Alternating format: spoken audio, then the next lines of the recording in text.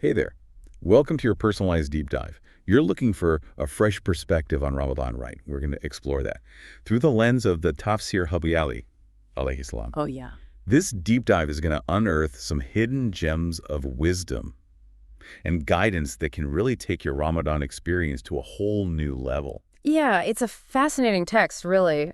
Gives us a direct line to Imam Ali's alayhi salam profound understanding of the Quran and his unique insights on how to make the most of Ramadan. So going beyond the surface level of just rituals and routines, we're talking about a much deeper, more meaningful connection with Ramadan. Absolutely. We'll be exploring the profound connection between Ramadan and Wilayah. We'll dive deep into Imam Ali's alayhi salam interpretations of the Quran, understand the concept of inner purification, and discover how to strengthen our connection with the illuminate alayhum salam during this blessed month. And we'll uncover those underrated aspects of Ramadan that often get overlooked, but can really make a world of difference. Okay, let's dive right in. First up, Ramadan and Wilayah. For our listener who might not be familiar with this concept, can you explain what Wilayah means in the context of Ramadan? Yeah, so Wilayah, at its core, is about love and obedience to Allah azwj, the Prophet Muhammad sallallahu alaihi wasallam, and his Ahlul Bayt alayhim salam. It's about recognizing their authority and following their guidance. And what better time to strengthen this bond than during Ramadan, a month dedicated to spiritual growth and getting closer to Allah azawajalla. It sounds like Wilayah is more than just an abstract concept. It's an active commitment that shapes our relationship with Allah and the Ahlul Bayt alayhim salam. Exactly. And the Tafseer Ali alayhi salam beautifully illustrates this connection between Ramadan and Wilayah. In one narration, Rasulullah sallallahu alaihi wasallam is quoted as saying, "Indeed, and the one who loves Ali alayhi salam has loved me, sallallahu alaihi wasallam. Whoever has loved me, sallallahu alaihi wasallam, Allah azwj is pleased with him, and the one whom Allah azwj is pleased with will be rewarded with the paradise." This highlights the importance of Imam Ali alayhi salam in our journey towards Allah azwj. So it's not just about abstaining from food and drink, but also about aligning our hearts and actions with the Ahlul Bayt alayhim salam. Precisely. And Imam Ali alayhi salam, through his interpretations of the Quran, provides us with a roadmap for achieving that alignment. His insights can completely change the way we experience Ramadan. I'm really curious to dive deeper into those interpretations. One thing that's always fascinated me is how the Quran can be understood on so many different levels. Absolutely. And what's fascinating about the Tafseer Ali alayhi salam is that it unveils layers of meaning that might not be apparent on the surface level. For example, consider the letters Alif Lam Mim, which appear at the beginning of Surah Al-Baqarah and Surah Al-Imran. Those have always intrigued me. What did Imam Ali alayhi salam say about them? He, alayhi salam, saw these letters as containing 6 attributes of Allah azawajalla, including the beginning. This reminds us that Allah azawajalla is the originator of all creation. And Alif, being the first letter, beautifully symbolizes this. He, alayhi salam, is also quoted in the Tafseer as saying, "I am the Alif Lam Mim of the Book of Allah azawajalla." This statement points towards the profound understanding that Imam Ali alayhi salam possessed of the Quran. Wow, that's amazing how even seemingly simple letters can hold such profound meaning when viewed through the Imam's alayhi salam wisdom. It's like he's opening up a whole new dimension of understanding. It's about moving beyond simple recitation and truly absorbing the deeper meaning behind the words. And the Tafseer Ali alayhi salam provides us with the keys to unlock those deeper meanings. So it's not just about reading the Quran, but about engaging with it on an intellectual and spiritual level. Exactly. And the Imams alayhi salam interpretations provide us with a framework for that engagement. It's like having a personal guide, walking us through the intricacies of the Quran and revealing its hidden treasures. That's a beautiful way to put it. Now, one of the key themes you mentioned earlier was inner purification. How does the Tafseer Ali alayhi salam guide us on this journey of purifying our hearts and minds, especially during Ramadan? Ramadan isn't just about the physical act of fasting. It's about cleansing ourselves from within, purging our hearts of negativity and aligning our intentions and actions with the will of Allah azawaj. It's like a spiritual detox, right? A time to reset and recalibrate. Precisely. And the Tafseer Ali alayhi salam offers profound insights on how to achieve this inner purification. For instance, Imam Ali alayhi salam beautifully says, "The best of deeds are those whose intentions are pure." It highlights that even seemingly small actions can hold immense weight when performed with sincerity. So it's a call to constantly check our intentions, making sure that our actions are driven by a genuine desire to please Allah azza jalla. Yes, and the Tafseer Habi Ali alayhi salam also emphasizes the importance of resisting temptations, which are amplified during Ramadan. Speaking of temptations, there's a story in the Quran about Adam alayhi salam and Hawa alayhi salam and the forbidden tree. How does that story connect to Ramadan and the concept of inner purification? That's a great question. Imam Ali alayhi salam uses this story to remind us that we are constantly being tested, just like Adam alayhi salam and Hawa alayhi salam were tested in the garden. And by resisting temptations, we purify our souls and strengthen our willpower. So it's not about being perfect, but about striving to overcome our weaknesses and make conscious choices that align with our values. Exactly. And Ramadan provides us with a unique opportunity to practice this self-control and discipline, which can then spill over into other areas of our lives. This is where it gets really interesting for me. How do we take this ancient wisdom about resisting temptation and apply it to our modern lives? I mean, we're bombarded with temptations on a daily basis, from social media to consumerism to instant gratification. Yeah, it's about recognizing those triggers and consciously choosing the path of righteousness. For example, instead of mindlessly scrolling through social media, we can use that time to connect with Allah azwj through prayer or to engage in meaningful conversations with loved ones. Instead of giving in to every consumer's impulse, we can focus on simplifying our lives and being grateful for what we have.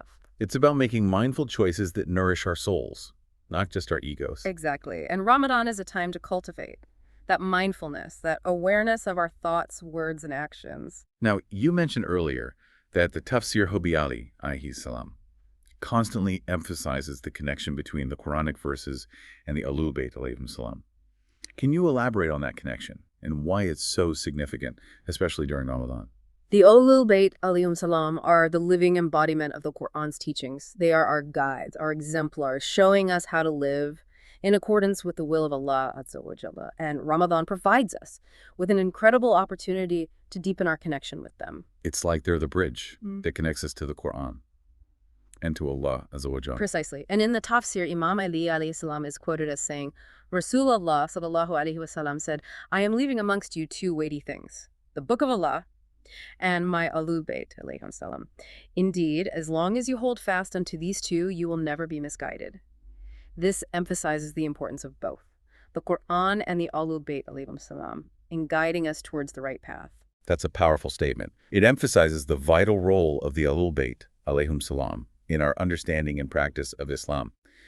So for our listener, what are some practical ways to strengthen that connection with the Ahlul Bayt alayhim salam during Ramadan? It starts with consciously remembering them in our prayers and supplications. We can also spend time reading about their lives, reflecting on their teachings, and striving to emulate their virtues. Their stories are filled with wisdom and inspiration that can guide us on our spiritual journey. It's like inviting their presence into our lives, especially during this holy month. Exactly. And as we deepen our connection with the Ahlul Bayt alayhim salam, we naturally deepen our connection with the Quran and with Allah azwj. Now, you also mentioned those underrated aspects of Ramadan that often get overlooked. What are some of those hidden gems that you found in the Tafseer Habi alayhi salam that can help us enhance our Ramadan experience? One thing that really stood out was the emphasis on seeking knowledge during Ramadan. It's a time for spiritual growth, and knowledge is a key part of that growth. That makes sense. But what kind of knowledge are we talking about here? The Tafseer specifically highlights the importance of seeking knowledge about the Ahlul Bayt alayhim salam and their teachings. It mentions that the rewards for learning and teaching the Quran are multiplied during this month. In one narration, Imam Ali alayhi salam said, Rasulullah sallallahu alayhi wasallam said, the one who recites in the name of Allah, the Beneficent, the Merciful 1.1, Allah azwaj, would write for him 4,000 good deeds for every letter and delete 4,000 evil deeds from him and raise 4,000 levels for him. Wow, that's incredible. It shows how even simple acts like reciting the Quran can have such a huge impact on our spiritual standing. Exactly. And it's not just about personal benefit. The Tafseer Habi Ali alayhi salam also emphasizes the importance of teaching others, especially our children. There's a beautiful hadith where it states, then it would be said to him, Recite and ascend, for your destination lies at the last verse you would be reciting. Then the parents will look at their clothes and crowns and they would ask, Our Lord, azwj, for us is this nobility, and our deeds did not reach it. The honorable angels of Allah azwj will say to them on behalf of Allah azwj, mighty and majestic, this is because both of you taught your children to read the Quran. This highlights that teaching the Quran to children brings immense blessings, not only to the children but also to the parents. It's a reminder that our actions have ripple effects impacting not just ourselves but also those around us, especially our families. Precisely. And, another often overlooked aspect of Ramadan that the Tafseer Ali alayhi salam sheds light on is the power of reciting Surah Al-Baqarah and Surah Al-Imran during this month. It mentions that these surahs hold immense blessings and can act as a shield against shaitan. So dedicating time to recite these specific surahs can enhance our Ramadan experience and protect us from negative influences. Absolutely. And it's not just about personal protection. Reciting these surahs also brings blessings to our homes and families. This has been so insightful. I feel like we've only just scratched the surface of the wisdom contained within the Tafseer Ali alayhi salam. There's so much more to uncover. And in our next segment, we'll be diving deeper into some of the more mind-blowing concepts. From the Tafseer, exploring Imam Ali's alayhi salam insights on the nature of reality, the purpose of suffering, and the interconnectedness of all things. I can't wait. Get ready for part 2, where we'll be going even deeper into the profound wisdom of the Tafseer Ali alayhi salam. Welcome back to our deep dive into the Tafseer Ali alayhi salam. We're about to explore some really profound concepts that can really shift our perspective, not just on Ramadan, but on life itself. Yeah, what's fascinating about Imam Ali alayhi salam is his ability to delve into these deeper philosophical and spiritual questions while still providing practical guidance for our daily lives. It's like he's giving us a framework for understanding the universe and our place within it, all while offering concrete steps for how to live a more meaningful and fulfilling life. Exactly. And one of the most profound concepts he explores in the Tafseer is the idea that our physical world is just a reflection, a shadow of a higher spiritual realm. That's a mind-blowing concept. Yeah. It really challenges our whole perception of reality. Can you elaborate on that for our listener? In one narration, Imam Ali alayhi salam is quoted as saying, "This world is a bridge. Cross over it, but do not build your house upon it." It's a powerful metaphor that reminds us that our time in this world is fleeting, a journey towards a greater destination. So we shouldn't get too attached to the material things of this world because they're ultimately temporary. Precisely. Our true home is in the spiritual realm, and this world is just a stepping stone to that ultimate destination. It's a reminder to prioritize our spiritual growth and not get bogged down by the pursuit of worldly possessions or status. Exactly. And this understanding of the world as a temporary abode can actually make our Ramadan experience even more meaningful. How so? Well, when we recognize the fleeting nature of this world, we can appreciate Ramadan as a precious opportunity to focus on what truly matters. Our connection with Allah, azwj, our spiritual development, and our service to others. It's a time to invest in our eternal well-being, not just our temporary comfort. That's a powerful perspective shift. It's about using Ramadan as a springboard for spiritual growth. That extends beyond the month itself. Exactly. Now, this concept of the world as a bridge to a higher realm ties in beautifully with another profound idea from the Tafseer Ali alayhi salam, the interconnectedness of all things. This is something I've always found fascinating. It's like this feeling of unity and interconnectedness that goes beyond the physical realm. How does Imam Ali alayhi salam explain this interconnectedness? In one narration, he describes the universe as a vast web with every element intricately connected to every other element. He's quoted as saying, "The world is a book, and each creature is a letter in it." That's such a beautiful image. It's like we're all part of this grand cosmic tapestry, woven together by the hand of Allah, the Jalla. Yes, and this interconnectedness has profound implications for how we live our lives. It reminds us that our actions have a ripple effect, impacting not just ourselves, but the entire web of creation. It's a call to act with greater awareness and responsibility, recognizing that we're all connected and that our choices affect the world around us. Precisely. And during Ramadan, this awareness of interconnectedness can take on an even deeper meaning. How so? Well, it can deepen our empathy and compassion for others, especially those who are suffering. It can inspire us to be more generous with our time, resources, and kindness. And it can motivate us to use our Ramadan practice as a way to make a positive impact on the world around us. It's about moving beyond our individual needs and recognizing our responsibility to the greater good. Exactly. And this awareness of interconnectedness can also help us appreciate the deeper significance of the rituals we perform during Ramadan.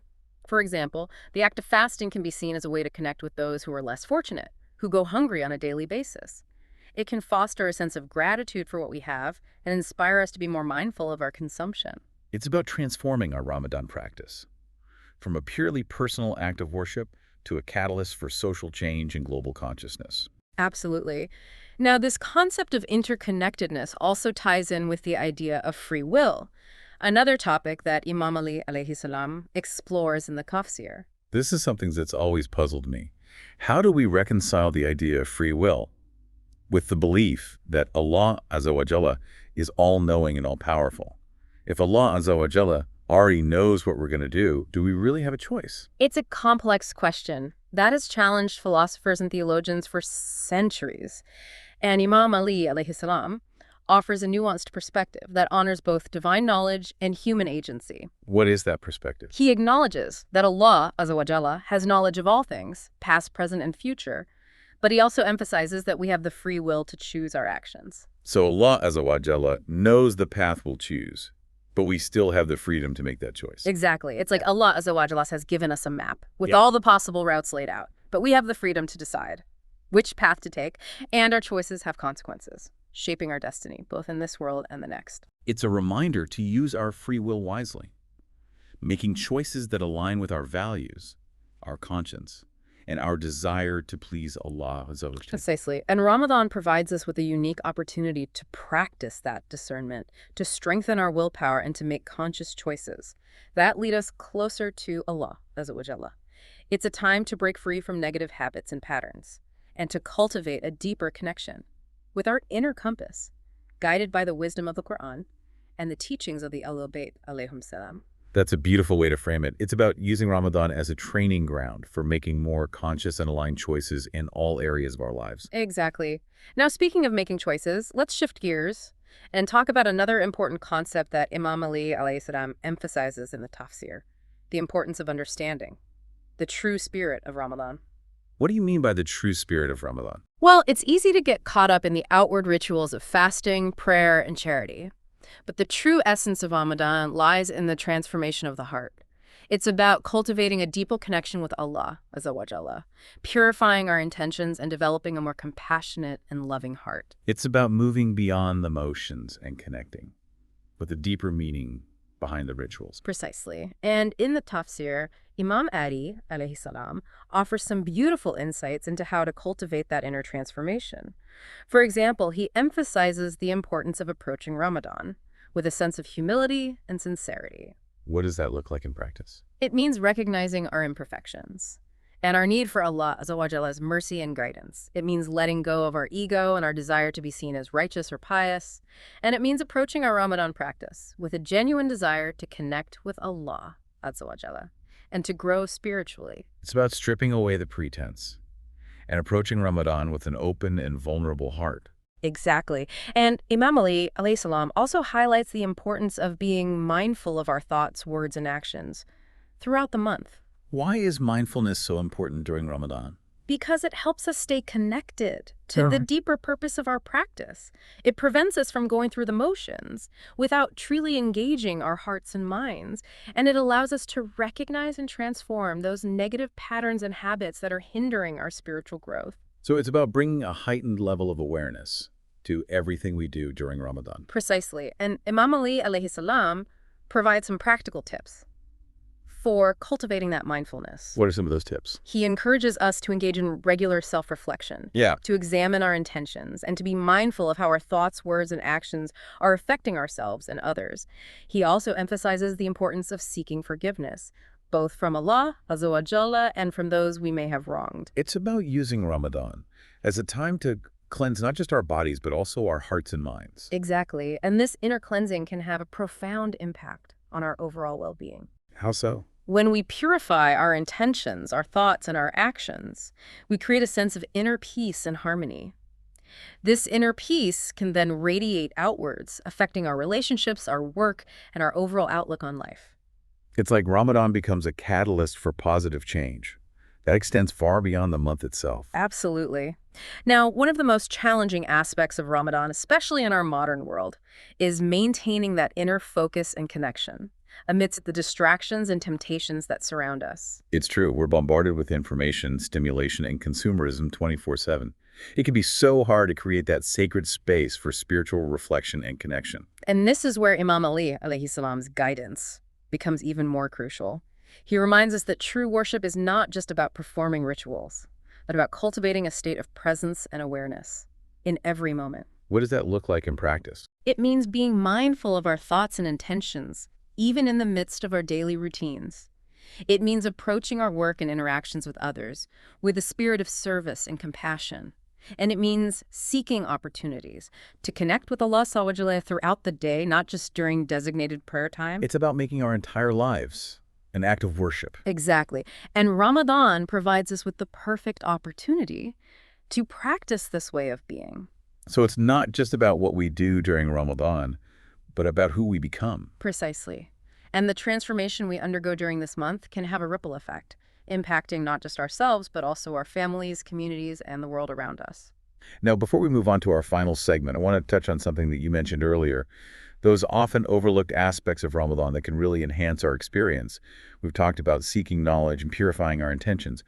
But are there any other hidden gems from the Tafseer alayhi salam that you'd like to share with our listener? Absolutely. One that stands out is the emphasis on the importance of dua, of supplication during Ramadan. Imam Ali alayhi salam stresses that Ramadan is a time when our prayers are more readily answered, a time when the doors of heaven are wide open. That's beautiful. It's like Ramadan creates a special connection between us and Allah, azwj, a direct line of communication where our heartfelt pleas are more likely to be heard. Exactly. And Imam Ali alayhi salam encourages us to take full advantage of this opportunity, to pour out our hearts to Allah, azwj, and to seek His guidance, mercy, and forgiveness. So it's not just about reciting memorized prayers, but about engaging in heartfelt conversation with Allah, sharing our hopes, our fears, our dreams, and our deepest longings. Precisely. And in the Tafseer, Imam Ali alayhi salam offers some beautiful supplications that we can use during Ramadan to connect with Allah azwaj on a deeper level. Can you share one of those supplications with our listener? Of course. Here's a powerful dua that Imam Ali alayhi salam is quoted as saying, "O Allah, I ask you for the best of what your servants ask you for, and I seek refuge in you from the worst of what your servants seek refuge in you from." That's a beautiful and concise prayer. It encompasses both our aspirations and our fears, acknowledging our dependence on Allah, azwaj, for all things, both good and bad. Exactly. And it's a prayer that we can repeat throughout Ramadan, reminding ourselves of our need for Allah azwaj, guidance and protection. Now, another aspect of Ramadan that often gets overlooked is the importance of slowing down and creating space for quiet reflection. Yes, that's crucial. In the midst of all the busyness and activity of Ramadan, it's easy to lose sight of the need for stillness and introspection. But why is that stillness so important? Because it allows us to connect with our inner selves, to listen to the whispers of our hearts, and to discern the guidance that Allah azawajalla is sending our way. It's about creating a space for Allah azawajalla to speak to us. Exactly. And Imam Ali alayhi salam encourages us to carve out time each day for quiet contemplation, for reading the Quran, for reflecting on our actions, and for simply being present in the moment. So it's not just about filling our days with good deeds and religious practices, but also about creating space for emptiness, for silence, for that deep inner connection that can only be cultivated in stillness. Precisely. And this practice of stillness can be incredibly rejuvenating, both spiritually and emotionally. It's like hitting the reset button on our minds and hearts, allowing us to approach our Ramadan practice with renewed focus and intention. Exactly. Now, another often overlooked aspect of Ramadan that I want to highlight is the importance of gratitude. Gratitude is such a powerful emotion. How does it relate to our Ramadan experience? Imam Ali alayhi salam emphasizes that Ramadan is a time to cultivate a deep sense of gratitude for all the blessings in our lives. It's a time to reflect on the abundance that surrounds us, both material and spiritual, and to express our thanks to Allah azawajalla for His generosity and mercy. It's about shifting our focus from what we lack to what we have, from complaining to appreciating. Exactly. And this practice of gratitude can have a profound impact on our overall well-being. Studies have shown that people who practice gratitude regularly experience greater happiness, less stress, and improved physical health. Wow, so gratitude is not just a spiritual practice. It's also a key to living a healthier and more fulfilling life. Absolutely. And during Ramadan, we have even more reason to be grateful. We're blessed with the opportunity to fast, to pray, to give charity, and to deepen our connection with Allah, asws. These are all incredible gifts that we should cherish and appreciate. It's a reminder to approach Ramadan with a heart full of gratitude, not just for the material blessings in our lives, but also for the spiritual opportunities that this month presents. Exactly. Now, before we wrap up this segment, I want to circle back to the idea of Ramadan as a journey of inner transformation. Yes, that's been a recurring theme throughout our conversation. And I think it's important to remember that this transformation is not always easy. It requires effort, commitment, and a willingness to face our shadows and confront our weaknesses. It's not a passive process, it's an active one. Exactly. And in the Tafseer, Imam Ali, alayhi salam, offers some guidance for navigating the challenges that we may encounter on this journey. What kind of guidance? He encourages us to be patient with ourselves, to persevere through difficult moments, and to remember that spiritual growth is a lifelong process.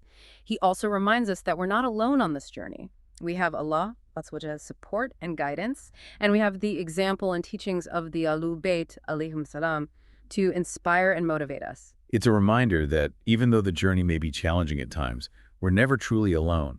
We have a whole community of support, both in this world and the next, to guide and sustain us. Absolutely. And as we move into our final segment, we'll be exploring some of the practical ways to cultivate this inner transformation, drawing on the wisdom of the Tafseer Hubbi Ali, alayhi salam, and the inspiring example of Imam Ali, alayhi salam, himself. Welcome back to our final segment of this deep dive into the Tafseer Hubbi Ali, alayhi salam. It's been a fascinating journey so far. We've explored some really incredible concepts, and now I'm so eager to bring it all together and see how we can actually implement these teachings into our lives, especially during Ramadan. Yeah, It's been a rich exploration. it has. And I think one of the most powerful takeaways is that Ramadan is not just a month of rituals, but a month of transformation, a time to really cultivate a deeper connection with Allah azwj, purify our hearts, and align our actions with our values. Absolutely. So let's talk about practical application. What are some concrete steps our listener can take, inspired by the Tafseer Hubbi Ali, alayhi salam, to make this Ramadan truly transformative? Yeah, I think this is what everybody wants to know. Like, we've explored these concepts, but now how do we actually bring them into our everyday lives? Yeah, one of the most striking things about Imam Ali's alayhi salam teachings in the Tafseer is the emphasis on intention. He constantly reminds us that the value of our actions lies in the intention behind them. So it's not just about going through the motions, but about engaging our hearts and minds in everything we do. Exactly. So a practical step is to start each day of Ramadan by setting an intention.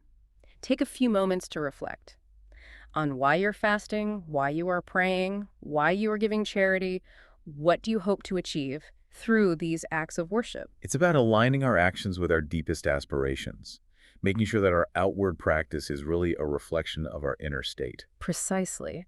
And this intention setting can be applied to every aspect of our Ramadan experience. For example, before we engage in a conversation, we can set the intention to speak with kindness and compassion.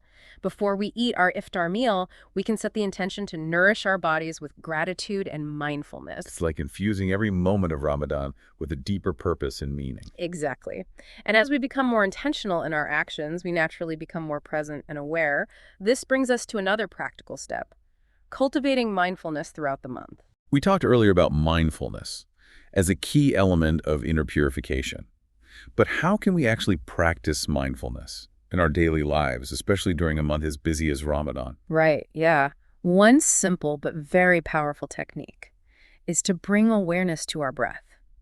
Throughout the day, just take a few moments to pause and simply notice the sensation of your breath. As you inhale and exhale, this very simple act can help to anchor us in the present moment, calm our minds, and reduce stress. It's like a mini meditation that we can practice anytime, anywhere. Exactly. And we can also bring mindfulness to our daily activities. For example, when we're eating, we can slow down, savor each bite, and really appreciate the flavors and textures of our food. When we're walking, we can pay attention to the sensations of our feet on the ground, the movement of our body, the sights and sounds around us. It's about bringing a sense of presence and awareness to even the most mundane tasks. Precisely. And as we cultivate this mindfulness, we begin to notice the beauty and wonder that exists in every moment. It's like opening our eyes to the blessings that surround us, both big and small. Exactly. Now, another practical step for making this Ramadan transformative is to deepen our connection with the Quran. Hmm.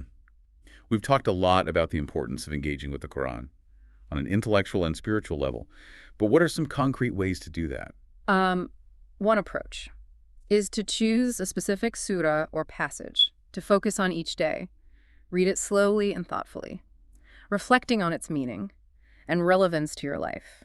You can also listen to recitations of the Quran, allowing the beauty and rhythm of the words to wash over you. It's about creating a daily ritual of connecting with the Quran, Yeah, allowing its wisdom to guide and inspire us. exactly. And another powerful way to deepen our connection with the Quran is to memorize and reflect upon specific verses or passages that resonate with us. This is something that I've always struggled with. Memorization does not come easily to me. Right. Do you have any tips for memorizing the Quran? Because I know for me, it's always been something I want to do, but it just feels a little bit daunting. Yeah. One approach is to start small. Choose a short verse or passage that you find particularly meaningful and focus on memorizing just that one. Repeat it to yourself throughout the day, write it down, listen to recitations of it. Once you've memorized that one, you can gradually add more verses. It's about creating a sustainable practice Yeah, that fits into our daily lives, not overwhelming ourselves with unrealistic goals. exactly. And the key is to not just memorize the words, but to also reflect on their meaning and apply them to our lives. Ask yourself, how does this verse relate to my current challenges? What wisdom can I glean from it? How can I put its teachings into practice? It's about making the Quran a living, breathing source of guidance for our daily lives. Precisely. Now, another powerful practice that we can incorporate into our Ramadan routine is dua, supplication. We talked earlier about how Ramadan is a time when our prayers are more readily answered, so it's important to make the most of this opportunity. It's like having a direct line to Allah, azwj, a chance to really pour out our hearts and seek His guidance, mercy, and forgiveness. Exactly. And in the Tafseer Ali alayhi salam, Imam Ali alayhi salam emphasizes the importance of approaching dua with sincerity and humility. He reminds us that Allah, azwj, is closer to us than our jugular vein, always listening and responding to our heartfelt pleas. It's comforting to know that we're never truly alone, that Allah, azwj, is always there, ready to hear our prayers and guide us on our path. Absolutely. And in the Tafseer, Imam Ali alayhi salam provides us with beautiful supplications that we can use during Ramadan. For example, he's quoted as saying, "O Allah, make my fasting the fasting of those who fast sincerely, and my standing in prayer the standing of those who stand devoutly, and awaken me from the sleep of the heedless, and forgive me my sins, O Allah, Lord of the worlds." Wow, that's a powerful prayer. That really encapsulates so many of the key themes of Ramadan: sincerity, devotion, seeking forgiveness, and awakening to our true potential. Exactly.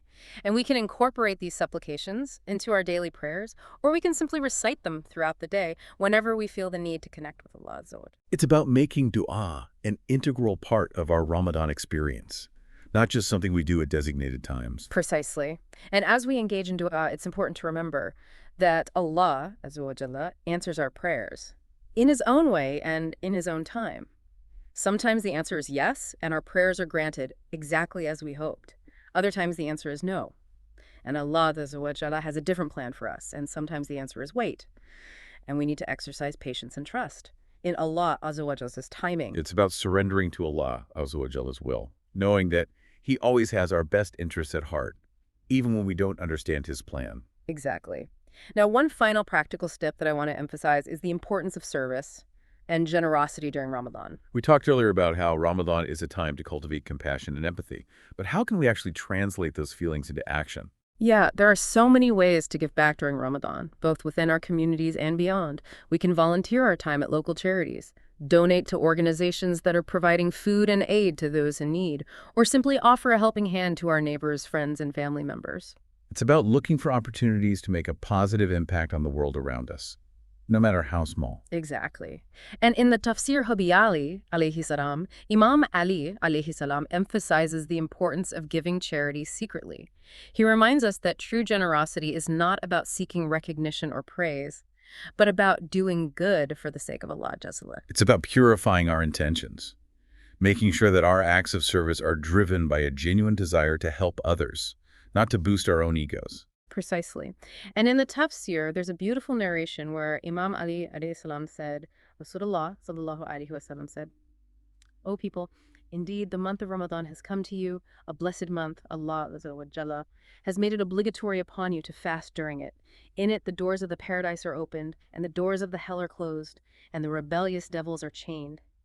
In it is a night which is better than 1,000 months. Whoever is deprived of its good, then he is indeed deprived. Then a man stood up and said, O Messenger of Allah, inform me about the act by which I will enter paradise if I do it during this month. Rasulullah sallallahu alaihi wasallam said, guard your tongue from evil.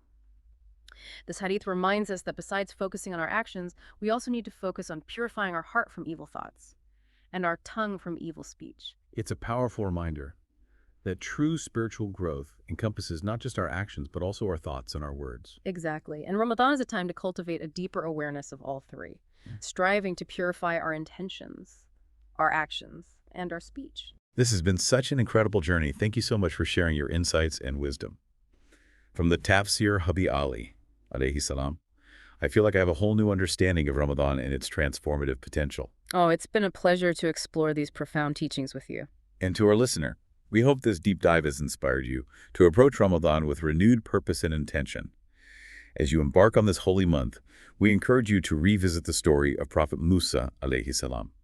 Fasting for 40 days before receiving the Torah, reflect on your own personal journey of seeking knowledge and guidance. During Ramadan, perhaps try implementing one of the often overlooked aspects we discussed, like reciting Surah Al-Baqarah and Surah Ali Imran, or dedicating time to learning more about the Ahlul Bayt, alayhim salam. May this Ramadan be a time of profound spiritual growth and connection for you. Until next time, happy deep diving. O he, the wonders of whose mightiness will never end. Bless Muhammad and his household and prevent us from deviation concerning your mightiness. O he, the term of whose kingdom will never cease. Bless Muhammad and his household and release our necks from your vengeance. O he, the treasuries of whose mercy will never be exhausted. Bless Muhammad and his household and appoint for us a portion of your mercy. O he whom eyes fall short of seeing, bless Muhammad and his household and bring us close to your nearness. O he before whose greatness all great things are small, bless Muhammad and his household and give us honor with you. O he to whom all hidden tidings are manifest, bless Muhammad and his household and expose us not before you. O God, remove our need for the gifts of the givers through your gift. Spare us the loneliness of those who break off through your joining, that we may beseech no one along with your free giving, that we may feel lonely at no one's absence along with your bounty. O God, bless Muhammad and his household. Scheme for us, not against us. Devise to our benefit, not to our loss. Give the turn to prevail to us, not to others. O God, bless Muhammad and his household. Protect us from yourself. Safeguard us through yourself. Guide us to yourself, and take us not far from yourself. He whom you protect stays safe. He whom you guide knows, and he whom you bring near yourself takes the spoils. O God, bless Muhammad and his household, and spare us the cutting edge of time's turning changes, the evil of Satan's snares, and the bitterness of the sovereign's aggression.